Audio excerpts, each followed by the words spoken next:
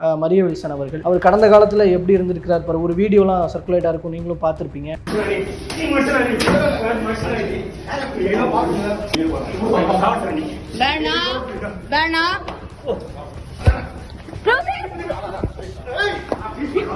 பேக்ரவுண்ட்ல செக் பண்ணலையா விஜய் அவர்கள்? மரிய வில்சன் நீங்க சொல்றீங்க, சேகர் பாபு இருக்காரு முன்னாள் அமைச்சரவையில், அவர் மேல இல்லாத விஷயமா? அதுமாதிரி மதுசூதனன் இருந்தாரு, அவர் மேல இல்லையா? அதிமுக இல்லையா?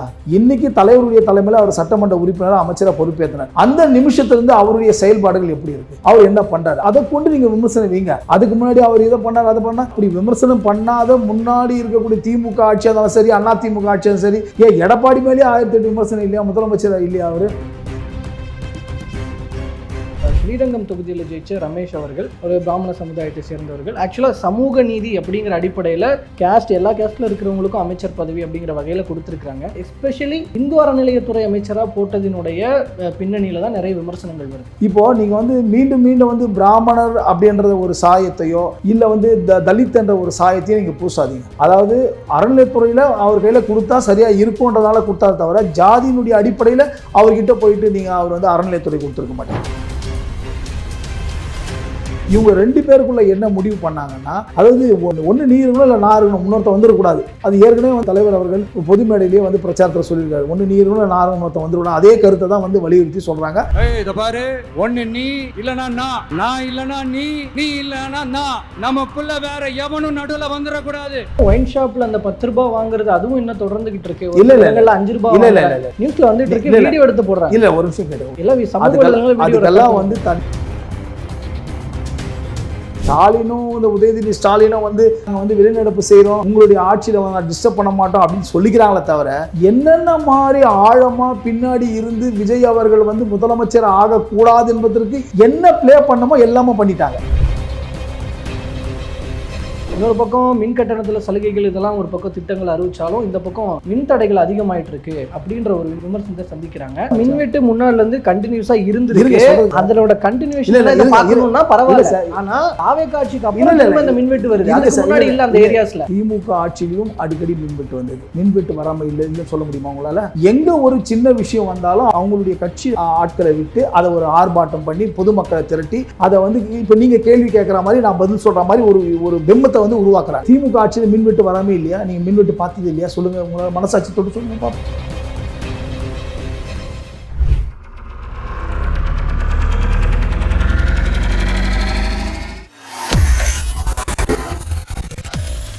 வேலை வேண்டுமா? ப்ளூ ஓஷன் இருக்கிறது. 10th 12th டிப்ளமோ டிகிரி படித்தவர்களுக்கு உணவு, தங்குமிடம், இஎஸ்ஐ, பிஎஃப் இன்சூரன்ஸ் உள்ளிட்ட சலுகைகளுடன் அனுபவத்திற்கேற்ற நல்ல சம்பளம் 15,000 முதல் 30,000 வரை. பெண்களுக்கு முன்னுரிமை. 2,000க்கும் மேற்பட்ட வேலை வாய்ப்புகள் உள்ளன. இப்போதே தொடர்பு கொள்ளுங்கள். Blue ocean.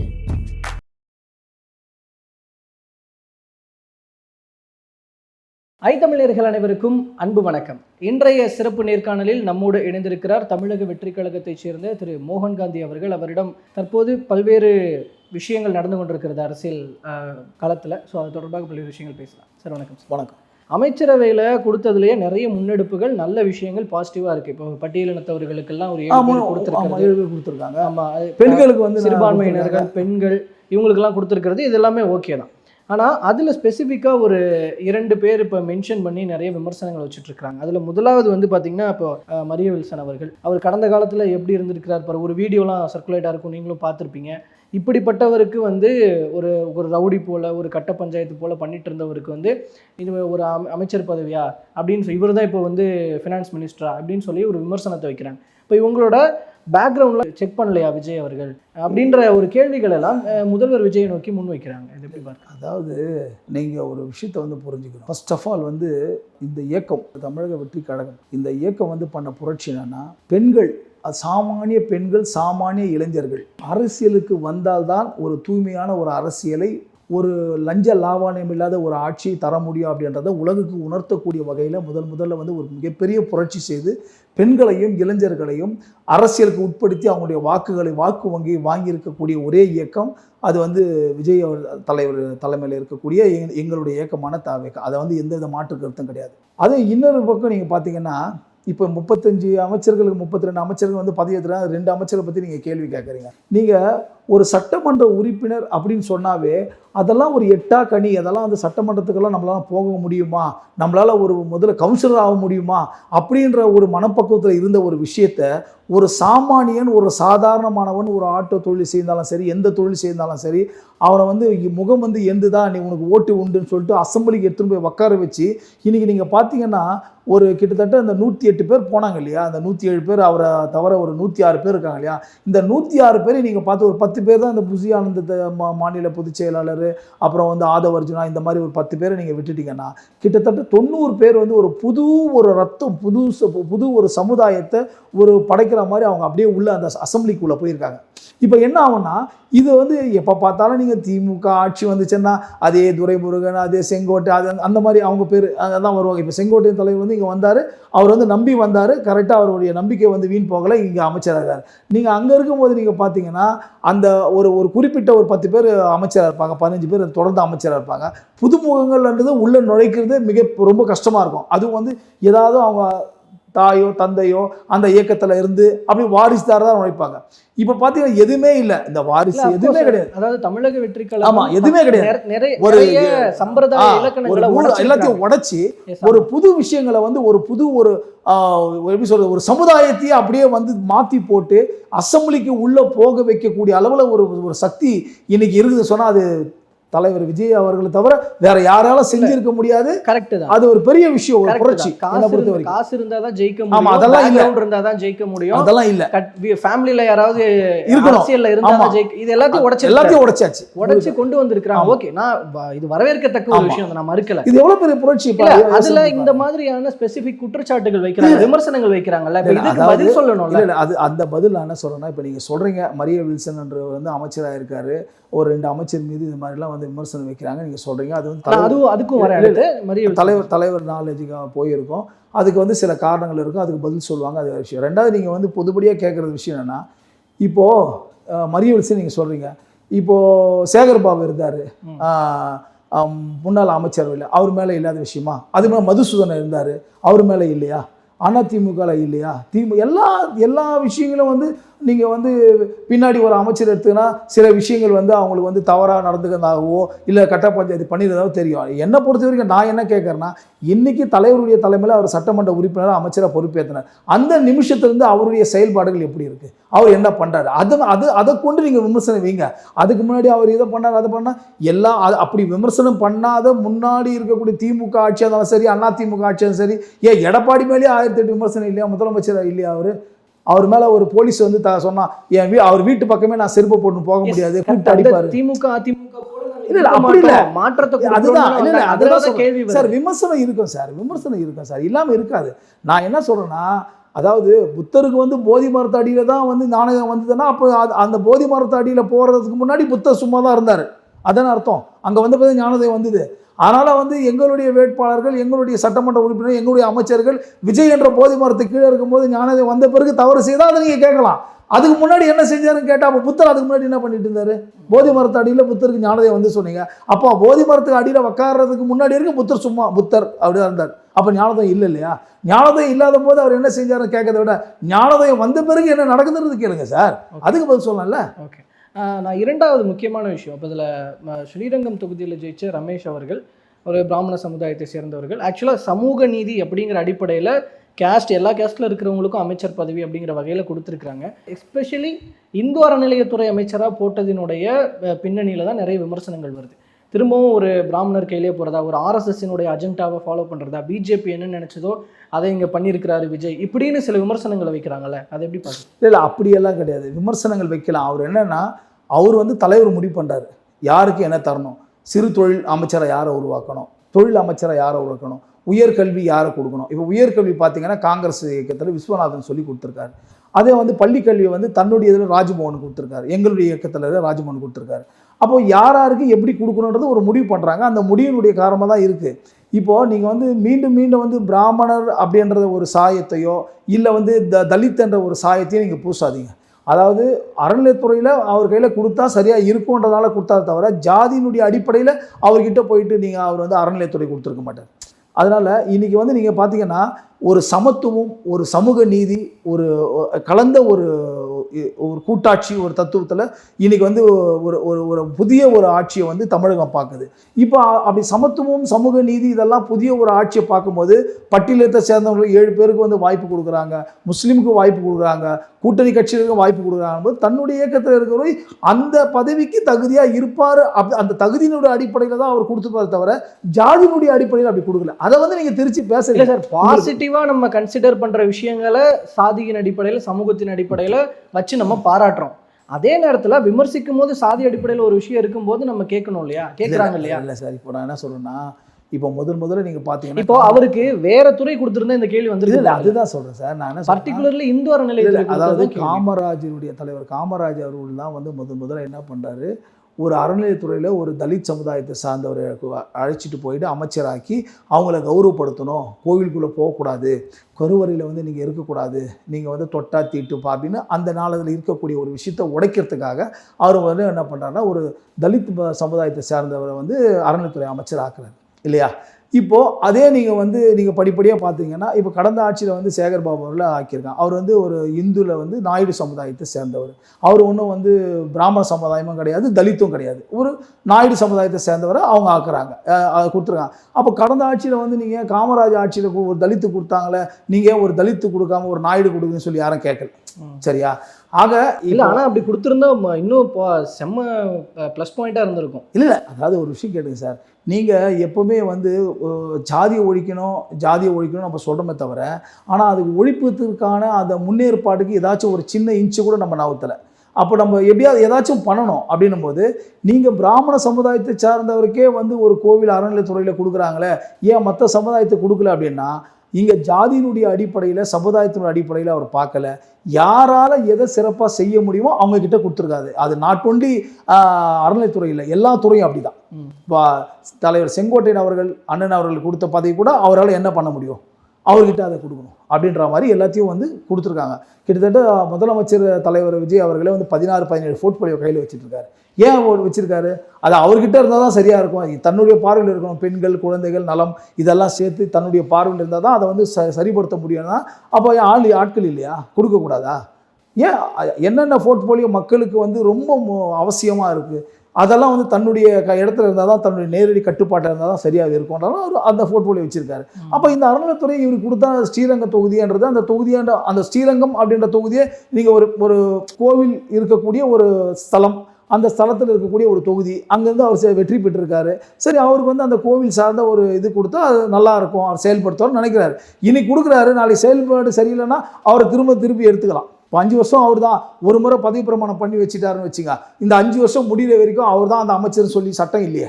தலைவர் நினைச்சாருன்னா அடுத்த நிமிஷமே அவர்கிட்ட இருந்து அந்த இலாகா எடுத்து வேற ஒருத்தர்கிட்ட கொடுத்துட்டு போயிடலாம். ஆனால் இப்போதைக்கு வந்து அவரால் முடியும் அப்படின்னு தான், ஜாதி மதம் இனம் அதெல்லாம் இல்லாமல் இந்த போர்ட்ஃபோலியோ அவர்கிட்ட கொடுத்தா செயல்படுவார் அப்படின்ற ஒரு நோக்கத்தில் தலைவர் அவர்கள் கொடுத்துருக்காரு. அதனால சரியாக செயல்படலை, அங்கே பாகுபாடு நடக்குது, உங்களுடைய கூற்றுப்படி இருந்தால் ஒரு நிமிஷத்தில் அதை மாற்றிட போகிறாரு. இதில் என்ன பெரிய விஷயம் இருக்குது? இதில் ஒரு பெரிய விமர்சனம் பண்ண வேண்டிய அவசியமே இல்லையே. ஓகே, இதில் இன்னொரு விஷயம், கடந்த காலங்களில் தொடர்ச்சியாக நடந்துக்கிட்டு இருந்த ஒரு விஷயம், பிரதானமாக முன் வச்ச குற்றச்சாட்டு கடந்த ஆட்சி மேலே சட்டம் ஒழுங்கு பிரச்சனை. இப்போ தாவேக்கா ஆட்சிக்கு வந்ததுக்கப்புறம் நிறைய முன்னெடுப்புகள் பண்ணாங்க. நிறைய இடங்களில் மாவட்டங்களில் அங்கே இருக்க எஸ்பிலாம் வந்து அங்கே குற்ற பின்னணி கொண்டவர்கள்லாம் கூப்பிட்டு அவங்கள வார்னிங் பண்ணி எச்சரித்து அனுப்புறது இதெல்லாமே பண்ணாங்க தான். அண்ட் இன்னொரு பக்கம் ஆக்ஷன்ஸும் தனிப்பட்ட முறையில் எடுக்கிறாங்க, சைடில் எடுக்கிறாங்க தொழில் ரீதியாக. ஆனால் இருந்தாலும் அந்த குற்ற சம்பவங்கள் இன்னமும் தொடர்ந்துக்கிட்டே இருக்குது அப்படிங்கிற ஒரு விஷயம். நிறைய குற்ற சம்பவங்கள் லிஸ்ட் பண்ணி எதிர்க்கட்சிகள் வந்து லிஸ்ட் அவுட் பண்ணுறாங்க. அந்த லிஸ்ட் அவுட் வேணால் படிக்க முடியும், இப்போ எடுத்து தான் வச்சுருக்கேன், பட் நம்ம நேரம் காரணமாக அது. ஸோ அந்த மாதிரி குற்ற சம்பவங்கள் இன்னும் அதில் ஒரு மாற்றம் வராமல் தொடர்ந்து குற்ற சம்பவங்கள் நடந்துக்கிட்டே இருக்கே அப்படிங்கிற ஒரு விமர்சனத்தை வைக்கிறாங்க. அப்போது நீங்கள் வந்தோடனே வந்து உங்கள் ஒரு இரும்பு கரம் கொண்டு அடக்குன்றதை எதிர்பார்த்தோம், பட் அது நடக்கலை சார். இப்போது எதிர்க்கட்சிகள் வந்து குற்றங்களை வந்து சொல்வது, அது அவங்க சொல்லணும், அந்த குற்றங்கள் வந்து ஐடென்டிஃபை ஆகணும், ஆளுங்கட்சி அது கேட்கணும், அதை பற்றி செய்யணும். இதுதான் உண்மையான ஜனநாயகம். ஆனால் எதிர்க்கட்சி வந்து குற்றங்களே சொல்லக்கூடாது அப்படின்ற மாதிரி இதுக்கு முன்னால் இருந்த திராவிட முன்னேற்ற கழகம், அண்ணா திராவிட முன்னேற்ற கழகத்துடைய ஆட்சி மாதிரி வந்து தலைவர் அவர்கள் சொல்லலை. எதிர்க்கட்சிகள் குற்றச்சாட்டு இருந்தால் சொல்லுங்கள், அதை கேட்டு செவிசாய்ச்சி கேட்டுட்டு அதை சரி செய்யணும். அதுதான் வந்து ஜனநாயகன்றதை அதில் உறுதியாக இருக்கார் தலைவர் விஜய் அவர்கள், அதில் மாண்பு முதலமைச்சர் அவர்கள், அதில் மாட்டு கருத்து இல்லை. இப்போது நீங்கள் சொல்கிறீங்கல்ல ஒரு வாரம் ஆகுது, அதாவது கிட்டத்தட்ட வந்து நீங்கள் வந்து ஆட்சி அமைக்கிறதுக்கு ஒரு 10 சீட்டு கம்மியாக இருக்குதுன்னு சொன்ன உடனே அதை வந்து நிறைய ப்ளே பண்ணி எல்லாருடைய மனசை கலைச்சி நீங்கள் வந்து அதாவது திமுக, அதாவது நான் சொல்லலை, இதை வந்து உங்களுக்கு வந்து இவர் சொல்கிறாரு, யார் அதிமுக இருக்கக்கூடிய முன்னாள் நாடாளுமன்ற உறுப்பினர் அவர் சொல்கிறார். என்ன சொல்கிறாருன்னா, சிவி சண்முகம் சொல்கிறது பேட்டியில், உங்களை மாதிரி பத்திரிகைகள் தான் வந்து நேரடியாக சொல்கிறாரு. அதாவது அதிமுகவுடைய ஆதரவோடு அதிமுக ஆட்சி அமைக்கணும் அப்படின்னு சொல்லி எடப்பாடி பேசுகிறாரு. அதுக்கு எங்களுக்கு ஒத்துழைப்பு தரல. திமுகவுடைய ஆதரவோடு ஒரு ஆட்சி வந்து அமைக்கிறது, திமுக வேணான்னு தான் அதிமுக உருவாச்சு. எம்ஜிஆர் அவர்கள் வந்தார்கள், ஜெயலலிதா அவர்கள் வந்து பின்பற்றினார்கள். கருணாநிதினு சொல்லி ஜெயலலிதா பேசலையா? கலைஞர் என்னைக்காச்சும் ஜெயலலிதா சொல்லியிருக்குதா? அவ்வளோ வந்து அதுலேருந்து உருவாகி ஒரு தனிப்பெரு இயக்கமாக வந்தது. அவங்களுடைய தயவில் நம்ம எப்படி ஆட்சி அமைக்கணும்னா என்னன்னா, இவங்க 2 பேருக்குள்ள என்ன முடிவு பண்ணாங்கன்னா, அதாவது ஒன்று நீ இருக்கணும் இல்லை நான் இருக்கணும், இன்னொருத்த வந்துடக்கூடாது. அது ஏற்கனவே வந்து தலைவர் அவர்கள் பொது மேடையிலேயே வந்து பிரச்சாரத்தில் சொல்லியிருக்காரு, ஒன்று நீ இருக்கணும் இல்லை நான் இன்னொருத்த வந்துடக்கூடாது. அதே கருத்தை தான் வந்து வலியுறுத்தி சொல்கிறாங்க. 32 சட்டமன்ற உறுப்பினர்கள் வெளியே வராங்க. எங்களுக்கு எடப்பாடி கிட்ட இருந்து எனக்கு அதில் உடன்பாடு கிடையாது, திமுக ஆதரவோடு நம்ம ஆட்சி அமைக்க தேவையில்லை. தனிப்பெரும் கட்சி வந்து 108 இருக்கிறது தாவேக்கா. ஆனால் நீங்கள் 57 47 வாங்கி நீங்கள் வந்து சொல்கிறீங்க 2 பேரும் ஆதரவு பண்ணி ஒரு ஆட்சி அமைக்கணும்னா எவ்வளோ பெரிய ஒரு ஜனநாயக படுகொலையான ஒரு சம்பவம். நீங்கள் யோசனை பண்ணி பாருங்கள். இதெல்லாம் அது அவங்களாம் முன்னெடுக்கிறாங்க. இதை நான் சொல்லலை, அந்த அனைத்து வந்து அதிமுகவுடைய சட்டமன்ற உறுப்பினர் இருக்கவங்களே அது நடக்கிறதுனால இந்த பக்கம் பிரச்சனை இல்லை சொல்கிறது கேட்டுங்க. இது சொல்கிறது நான் எதை சொல்ல வரேன்னு கேட்டுங்க. இந்த மாதிரி சில விஷயங்கள் எல்லாம் உருவாக்கப்பட்டு அதுக்கப்புறம் வந்து காங்கிரஸ் ஆதரவு, விடுதலை சிறுத்தை வெளியிலேருந்து ஆதரவு, கம்யூனிஸ்ட் ஆதரவு, இவங்கெல்லாம் வந்து இப்போ விடுதலை சிறுத்தை உள்ள வந்து அமைச்சர் பதவி இப்போது 2 அமைச்சர் ஏற்றுட்டு இப்போ தான் வந்து அமைச்சரவையே வந்து ஒரு நிலைக்கு வந்து எல்லாரையும் ஃபுல்ஃபில் பண்ணி இப்போ தான் அந்த முழுசாக ஒரு அதிகாரத்தோடு உக்காந்துருக்காங்க. ஆனால் இந்த முழு அதிகாரமாக ஒரு அமைச்சரவையே இல்லாத நேரத்தில் இந்த 5-6 நாட்களே முதலமைச்சர் நேரடி தன்னுடைய கட்டுப்பாட்டில் என்னென்ன நடவடிக்கை எடுக்கணும், எதை உத்தரவு போனோம் போட்டிருக்காரு. சரியா? இப்போது நீங்கள் இந்த மாதிரி கொலைகள் நடந்துகிட்டே இருக்க பட்டியலிட்டு காட்டுறாங்கன்னு சொன்னால் இதெல்லாம் இரும்பு கரம் கொண்டு நிச்சயமாக தடுக்கக்கூடிய சக்தி தளபதி எங்களுடைய முதலமைச்சர் அவர்களுக்கு உண்டு. அதில் மாற்று கருத்து கிடையாது. அதுக்கு வந்து இப்போது ஆரம்பிச்சிருக்காங்க. இன்னும் 1 மாத காலமோ இல்லை 2 மாத காலத்திலையோ முழுமையாக இப்போ நீங்கள் பார்த்தீங்கன்னா, நான் கூட நேற்று வந்து பாண்டிச்சேரியிலேருந்து வந்துட்டு இருக்கும்போது சில பேர் சந்தித்து பேசும்போது இந்த முதலிருந்து பார்த்திங்கன்னா இந்த உட்கா அது பான்பராக் இதெல்லாம் வந்து சில விஷயங்கள் வந்து கட்டுப்பாடுன்னு சொல்லிட்டு நடமாட்டத்தில் இருந்தது. இப்போ எங்கேயுமே கிடைக்கல, யாருமே விற்கல. இந்த சாராயங்கள்லாம் விற்கிறது ரொம்ப வந்து போலீஸ் நடவடிக்கை எடுக்குது, எல்லாரையும் பிடிச்சிட்டு போயிட்டு சிறையில் போடுது, அவங்க வந்து நிறைய கண்டிப்பு பண்ணுறாங்க. இந்த 4 நாளில் வந்து எங்கேயுமே எதுவும் கிடைக்கல அப்படின்ற மாதிரி ஒரு தம்பி என்கிட்ட வந்து சொல்கிறாரு.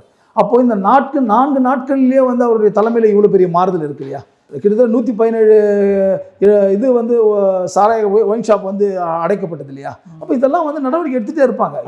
அது ஒரு பக்கம்னா ஒயின் ஷாப்பில் அந்த 10 ரூபாய் வாங்குறது அதுவும் இன்னும் தொடர்ந்துகிட்டு இருக்கு. இல்லை 5 ரூபாய் இல்லை நியூஸில் வந்துட்டு இருக்கு, வீடியோ எடுத்து போடுறாங்க. இல்லை ஒரு நிமிஷம் கேட்டுங்க எல்லாம் அதுக்கெல்லாம் வந்து தனியாக வந்து அதிகாரிகளை நியமித்து அது மாதிரி கூடுதல் கட்டணம் வந்து வசூலிக்கக்கூடாது, வசூலித்தால் கடுமையாக நடவடிக்கை எடுக்கப்படும் சொன்னாங்க. 2வது நீங்கள் ஒன்று புரிஞ்சுங்க சார், ஆட்சி அதிகாரம் கையில் வந்து கிட்டத்தட்ட 10 நாள் தான் ஆகுது. இப்போ தான் அமைச்சரவையே கூடியிருக்கு. இந்த நீங்கள் சொல்கிற தவறுகள், நீங்கள் சொல்கிற குற்றச்சாட்டுகள் எல்லாம் வந்து காலாகாலமாக வந்து முன்னாடி இருந்த ஆட்சியாளர்கள் வந்து அனுமதித்து அவங்களுடைய ஒத்துழைப்போட காவல்துறைக்கு மாமூல் கொடுத்து செஞ்சுருந்தது.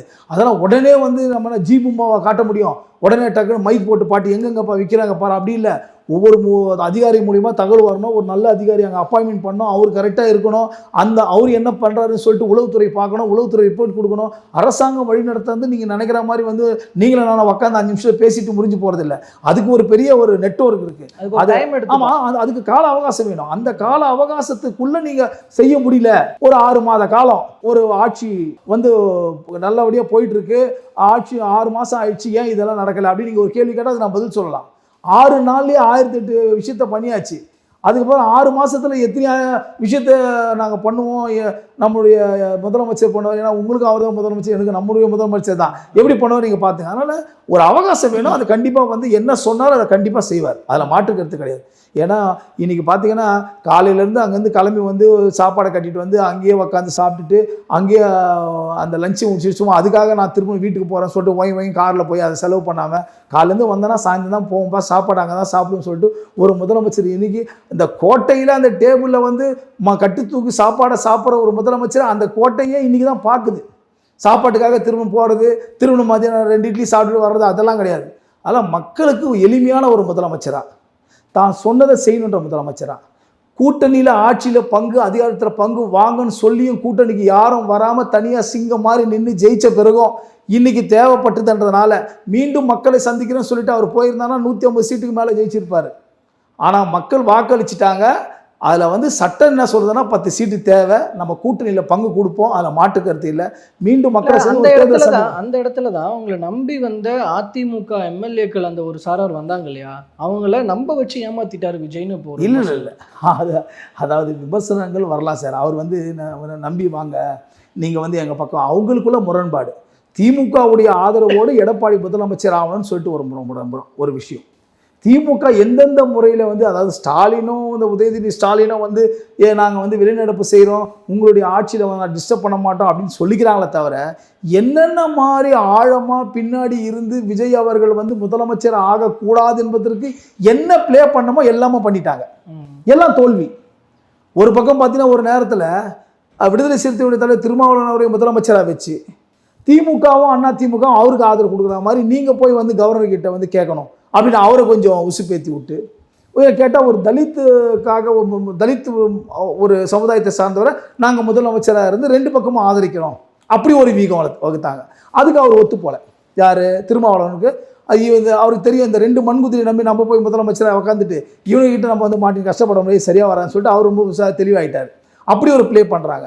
அப்புறம் வந்து எடப்பாடியை முதலமைச்சராக வச்சுட்டு இருந்து நம்ம வெளியே இருந்து ஆதரவு கொடுப்போம் முழுக்க திமுக அப்படி சொல்லும்போது தான் அங்கிருந்து என்ன பண்றாங்க, அந்த இதில் எங்களுக்கு வேண்டாம்னு சொல்லிட்டு அந்த 32 வெளியே வராங்க. தவிர இவரு விஜய் தலைவர் அவர்கள் போய் நீங்க வாங்க எனக்கு ஆதரவு சொல்லலை. அவங்களுடைய கட்சியிலேயே வந்து அவங்க கருத்து முரண்பாடு, அந்த முரண்பாடை தொட்டி வெளியே வராங்க. இல்லை அதுதான் சார், இந்த பக்கம் விஜய் பக்கம் போய் ஆதரவு கொடுப்போம், அதன் மூலமா நம்ம பலன்கள் இருக்குன்னு தானே வந்தாங்க. ஆமா, இல்லாட்டினா அவங்க இந்த முடிவை எடுத்துட்டு போறாங்க. அவங்களுக்குள்ள சார் இந்த பக்கம் பேச்சுவார்த்தை நடக்காமலும் அது நடக்க போறது ஒரே விஷயம். அப்படி சொல்லி நீங்க தப்பா சொல்றீங்க. நேர்லயே சந்திச்சாங்களே சார். இல்ல விஜய் அவர்கள் நேர்ல சந்திச்சாங்க சார். அவர் எல்லாரையும் சந்திச்சார் சார். நேர்ல அவங்க ஆமா சார் சந்திச்சு விஜய் அவர்கள் சந்திச்சாரு. அதான் சார் நான் சொல்றது கேட்டுங்க சார். கட்சிக்குள்ள அதுக்கப்புறம் மாறுதல், அதுதான் ஏமாற்றியது. கட்சிக்குள்ள திமுகவுடைய ஆதரவோடு முதலமைச்சர் ஆவறதோ அந்த தயவுல இருக்கிறதோ அவங்களுக்கு பிடிக்காம எடப்பாடி அவர்கள்கிட்ட இருந்து அவங்க வந்து தன்னுடைய கருத்துக்கு எதிர்கருத்தா இருக்கக்கூடியனால அந்த கருத்தை வந்து தெரிவிச்சுட்டு வெளியே வராங்க. வெளியே வரும்போது அவங்க என்ன சொல்றாங்க, என்ன முடிவெடுக்கிறாங்கன்னா, மக்கள் ஓட்டு அளிச்சிருக்காங்க, ஜனநாயக முறைப்படி வந்து விஜய் அவர்கள் வந்து முதலமைச்சராக இருக்கணும்னு மக்கள் விரும்புகிறாங்க. அந்த விரும்பக்கூடிய இயக்கத்துக்கு வந்து ஆதரவு ஒரு 10 சீட்டு கம்மியாக இருக்குது, நம்ம எல்லாமே வந்து அவருக்கு ஆதரவு கொடுத்தா என்ன அப்படின்ற நோக்கத்தில் அவர் வந்து வராங்க, கடிதம் கொடுக்குறாங்க, தலைவரை பார்த்து பேசுகிறாங்க, இவரும் சரின்னு சொல்கிறத தவிர எந்தவித கமிட்மெண்ட்லையோ. இப்போ இதில் என்ன சொன்னாங்கன்னா, அவங்க வந்து 32 பேர் இப்படி வெளியே வரும்போது அதுக்கப்புறம் என்ன பண்ணுறாருன்னா, திமுக ஒரு ப்ளே பண்ணுது. சட்டமன்றத்தில் முதல்ல பேசும்போது பிரேமலதா வந்து குதிரை பேதம் நடக்குது அப்படின்னு சொல்லிட்டு பேசுகிறாங்க. இப்போ நீங்கள் வந்து ஒருவேளை அவங்கள வந்து ஏமாத்தினா, நீங்கள் விஜய் அவர்கள் தலைவர் வந்து ஏமாத்தினா நீங்கள் சொல்கிறீங்க, ஒருவேளை அவங்கள அரவணைச்சு அவர் விஜய் அவர்கள் அவங்களுக்கும் மந்திரி கொடுக்குறாருன்னு வச்சுங்க, அது இப்போ குதிரை பேதம் தான் நடந்துன்னு சொல்லிட்டு அதை ஊர்ஜிதப்படுத்தி நீங்கள் என்ன பண்ணீங்கன்னு சொல்லிட்டு ஒரு கேள்வி வரும். அப்போ அவங்க வந்து அதாவது நீங்கள் வந்து ரொம்ப பக்குவமாக ரொம்ப ஒரு கண்கொத்தி பாம்பு மாதிரி பார்த்துட்டு இருக்காங்க. எங்கே என்ன நடக்குமோ, நடந்தால் பழைய விஜய் தலைவர் மேலே போட்டுடணும், இந்த ஆட்சிக்கு ஒரு கலங்க நிரூபிச்சணும், உடனே கவுத்துடணும் அப்படிலாம் நினைக்கிறாங்க. அவர் அதிலெல்லாம் தெளிவாக இருக்கார். அதனால் அவர் அப்போ கூட சொன்னார், அசம்பிளியில் பேசும்போது முதல் ஆட்சி பேசி தலைவர் அவர்கள் சொன்னார்கள், இது வந்து குதிரை பேரம் ஆட்சி கிடையாது, குதிரை வேகத்தில் செல்லுகின்ற ஆட்சி, நீங்கள் தப்பாக புரிஞ்சுன்னு சொல்லிட்டு ஒரு வரையில முடிச்சிட்டார். அதாவது அசம்பிளியில் அவங்க பேசுனது, அவர் ஸ்டாலின் உதயநிதி ஸ்டாலின் வந்து நாங்கள் தான் சீனியரு, நீங்கள்லாம் ஜூனியரு அப்படிலாம் சில விஷயங்கள்லாம் பேசும்போது கூட அதுக்கு வந்து ரொம்ப பொலிட்டாக மரியாதையாக தன்மையாக அழகாக தெளிவாக காமா பதில் சொல்லிட்டு வெளியே வந்துட்டார். இதே வந்து வேற ஒருவேளை நான் காண்டி சட்டமன்றத்தில் வந்து உறுப்பினர் இருந்திருந்தேன்னா, ஸ்டாலின் உதயநிதி ஸ்டாலின் பேசின பேச்சு நான் பதில் கொடுத்ததுன்னா மன்றம் தாங்கியிருக்கேன், அந்தளவு பதில் கொடுத்துருக்கலாம், நான் பேசியிருப்பேன்.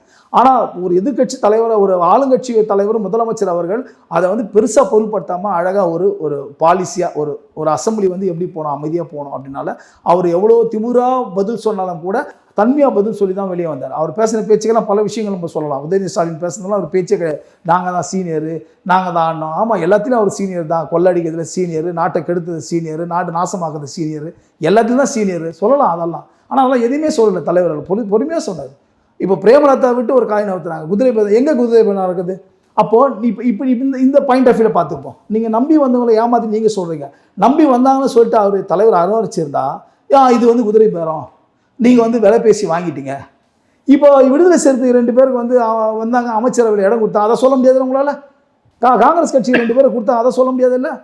ஒரு முஸ்லீம் லீக் முஸ்லீம் இயக்கத்திலிருந்து வந்தாங்களா, அவங்களுக்கு ஒரு அமைச்சர் கொடுத்தா அதை சொல்ல முடியாதுல்ல? அதனால் அதாவது இந்த ஆட்சி இந்த இப்போ 108 சீட்டு தலைவர்கள் வந்த பிறகு கிட்டத்தட்ட 10 சீட்டு கம்மியாக இருக்குன்னு தெரிஞ்ச உடனே இந்த திராவிட முன்னேற்ற கழகம், இந்த ஸ்டாலின் தலைமையில் இருக்கக்கூடிய அந்த குடும்பம் எந்தெந்த முறையிலெல்லாம் வந்து தடுத்து எப்படியாவது இவரை வந்து முதலமைச்சராக உட்கார முடியாமல் பேசுறதை மட்டும் பெருசாக வெளியே நாங்கள் தடையாக இருக்க மாட்டோம்னு பேசிட்டு உள்ள என்னென்னமோ வேலை செஞ்சு பார்த்தாங்க. எல்லா வேலையும் அமைதியாக இருந்து, பொறுமையாக இருந்து, சைலண்ட்டாக இருந்து, பொறுமை காத்து அழகாக வந்து எல்லா வேலையும் அவங்க செஞ்சு எல்லா வேலையும் பொடி பொடியாக தூளாக்கி அவருடைய கனவு பலிக்காமல் போய் இன்றைக்கு அவர் முதலமைச்சராக வந்து உட்காந்து வழி நடத்துகிறாரு. அதில் வந்து இப்போ மீண்டும் வந்து நீங்கள் சொன்னீங்களே, இந்த அமைச்சர் மேலே குற்றச்சாட்டுக்குது, அந்த அமைச்சர் மேலே குற்றச்சாட்டு, மீண்டும் வந்தால் சொல்லிட்டு தான் இருப்பாங்க. ஓகே, நிறைவாக ஒரு விஷயம். இப்போது நேற்று ஒரு சின்ன இன்னொரு பிரச்சனை தலை தூக்கி இருக்குது. அதாவது சென்னையிலோட பல பகுதிகளில் மின்வெட்டு அப்படிங்கிறது நிகழ்ந்திருக்கு. இரவு நேரங்களில் பலர் வந்து அந்த பக்கத்தில் இருக்கிற அந்த மின்துறை அலுவலகங்கள்லேயே போய் முற்றுகையிட்டு போராட்டம்லாம் நடத்தியிருக்கிறாங்க. இந்த அளவுக்கு ஒரு புது பிரச்சனை திரும்பவும் ஸ்டார்ட் ஆயிருக்கு. அந்த பழையபடி மின்வெட்டு எதுவும் கொடுக்க போகிறாங்களா அப்படின்னு. இன்னொரு பக்கம் மின் கட்டணத்தில் சலுகைகள் இதெல்லாம் ஒரு பக்கம் திட்டங்கள் அறிவித்தாலும் இந்த பக்கம் மின் தடைகள் அதிகமாயிட்டு இருக்கு அப்படின்ற ஒரு விமர்சனத்தை சந்திக்கிறாங்க. இதை எப்படி பார்க்குறீங்க இந்த செயல்பாடை? சார், அதாவது நான் மீண்டும் திரும்ப உங்களுக்கு பதிவு பண்ணுறேன். இந்த விமர்சனம்லாம் 6 மாத காலம் 7 மாத காலம் ஆட்சி சக்கரத்தை வந்து நாங்கள் வழிநடத்தி, தலைவர் அவர்கள் வழிநடத்தி செல்லுகின்ற பொழுது தான் இதெல்லாம் சரி செய்யப்படும். இப்போ மின்வெட்டு வந்து நாங்கள் 5 நாள் வந்து ஆச்சு, 10 நாள் ஆச்சா, ஒரு மாதம் மின்வெட்டு முன்னாடிலேருந்து கண்டினியூஸாக இருந்துருக்கு. இல்லை, அதோட கண்டினியூஷன் பார்க்கணும்னா பரவாயில்ல சார். ஆனால் தாவே காட்சிக்கு அப்புறம் இந்த மின்வெட்டு வருது, அதுக்கு முன்னாடி இல்லை அந்த ஏரியாஸில். இல்லை, ஒரு விஷயம் கேட்டுங்க, தயவுசெய்து கேட்டுங்க. அதாவது வந்து திமுக ஆட்சியிலையும் அடிக்கடி மின்வெட்டு வந்தது. மின்வெட்டு வராமல் இல்லைன்னு சொல்ல முடியுமா உங்களால்? திமுக ஆட்சி வந்து இப்போ என்ன பண்ணுறாங்கன்னா, திமுக என்ன பண்ணுதுன்னா, அவங்களுடைய ஒரே விஷயம், எங்கே ஒரு சின்ன விஷயம் வந்தாலும் அவங்களுடைய கட்சி ஆட்களை விட்டு அதை ஒரு ஆர்ப்பாட்டம் பண்ணி பொதுமக்களை திரட்டி அதை வந்து இப்போ நீங்கள் கேள்வி கேட்குற மாதிரி நான் பதில் சொல்கிற மாதிரி ஒரு பிம்பத்தை வந்து உருவாக்குறாங்க. திமுக ஆட்சியில் மின்வெட்டு வராமல் இல்லையா? நீங்கள் மின்வெட்டு பார்த்தது இல்லையா? சொல்லுங்கள், உங்களால் மனசாட்சி தொட்டு சொல்லுங்கள் பார்ப்போம். திமுக ஆட்சியில் மின்வெட்டு இருந்தது. ஆட்சி கைக்கு வந்து 10 நாள் 15 நாள் ஆயிருக்கு. எல்லாத்தையும் கட்டமைப்பை சீரமைக்கணும். உள்கட்டமைப்பு சரியில்லை, காவல்துறையில் உள்கட்டமைப்பு சரி, இப்போ தான் கமிஷனர்லாம் மாற்றிருக்காரு. இதே மாதிரி வந்து உங்களுக்கு பார்த்தீங்கன்னா இபியில் கூட சில விஷயங்கள் வந்து ஆட்கள் வந்து நிறைய ஆட்களே இல்லை, வேலைக்கு ஆட்களே எடுக்கிற திமுக அதிமுக ஆட்சியில் நீங்கள் இபியில் போய் பார்த்தீங்கன்னா அவன் ஓன அழுகுறான், சார் ஆளே இல்லை சார், நாங்கள் என்ன சார் கான்ட்ராக்டில் இருக்க ஆளை வச்சு எப்படி சார் நாங்கள் வேலை பார்க்க முடியும், எப்படி சார் மழையில் வேலை பார்க்குறது, வெயிலில் வேலை பார்க்குறது, பல்லனோடத்துக்கு ஆள் இல்லை, அவன் கெட்ட வேலை பிடிக்க மாட்டேன்றான், மண் அள்ள மாட்டேன்றான் சொல்லி நீங்கள் போய் பாருங்கள். அதெல்லாம் ரியாலிட்டி. இவங்க வந்து ஆட்சி காலத்தில் கடந்த 10-15 வருஷமாக எதுவுமே பண்ணலை. இதெல்லாம் வந்து களை எடுத்து செஞ்சு ஆட்களை நிரப்பி அந்த மின்வெட்டுக்கான விஷயங்களை பார்த்து மின் உற்பத்தி பார்த்துன்னு சொன்னால் அதுக்கு நாங்கள் நாள் தேவைப்படலை. பிரீத்திங் அவர் ஒன்றும் தேவையில்லையா சார்?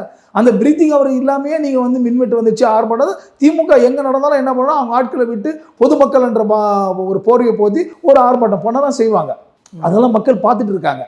அதனால் அதாவது எனக்கு தெரிஞ்சு 50 காமராஜ் ஆட்சிக்கு பிறகு ஒரு எளிமையான ஒரு ஆட்சியாக, மக்கள் ஆட்சியா, சமூக நீதி ஆட்சியா, பொருளாதாரத்திலையும் ஏழை எளிய மக்களுக்கு பாதுகாப்பு, அனைத்து தரப்பு மக்களுக்கும் பாதுகாப்பு கொடுக்குற ஆட்சியா, பெண்களுக்கு குழந்தை நலங்களை பார்க்குற ஆட்சியா ஒரு ஆட்சி இன்றைக்கு நடக்குதுன்னு சொன்னால் அது தளபதி விஜய் அவர்கள் தலைமையில் இருக்கக்கூடிய ஒரு நல்லாட்சி என்பதை மக்கள் வந்து பார்த்துட்டு இருக்காங்க. அதை வந்து யாராலையும் மறுக்க முடியாது. ஓகே, பார்ப்போம் பொறுத்திருந்து. இன்னும் நாட்கள் செல்ல எத்தனை பிரச்சனைகள் தடுக்கப்படுகிறது, எத்தனை புதிய பிரச்சனைகள் தலை தூக்குகிறது எல்லாம் பொறுத்திருந்து பார்ப்போம். அப்பயும் தொடர்ந்து பேசலாம் சார், கண்டிப்பாக சந்திச்சு பேசலாம். புதிய பிரச்சனைகள் வந்தாலும் அதை வந்து வேரோடு அப்படியே அதை வந்து முளையிலே கிள்ளி எறியப்படும். எந்த பிரச்சனை இருக்கிற பிரச்சனையை கண்டிப்பாக வந்து அதை வேரோடு மண்ணோடு அதை அறுத்தி எடுத்து மக்களை நிம்மதியாக, வளமாக, வலிமையான ஒரு தமிழகத்தை தமிழக வெற்றி கழகத்துடைய தலைவர் மாண்புமிகு முதலமைச்சர் எங்களுடைய தலைவர் விஜய் அவர்கள் நிச்சயமாக மக்கள் நம்பிக்கையோடு இந்த ஆட்சியை நிறைவாக நடத்தி மக்களை சுபிட்சமாக தமிழகத்தை மீண்டும் ஒரு பொலிவான ஒரு தமிழகமாக உருவாக்குறது எந்தவித மாற்று கருத்தும் கிடையாது. பார்ப்போம். கண்டிப்பாக பல்வேறு கருத்துக்களை பகிர்ந்து கொண்டமைக்கு ரொம்ப நன்றி. நன்றி, வணக்கம்.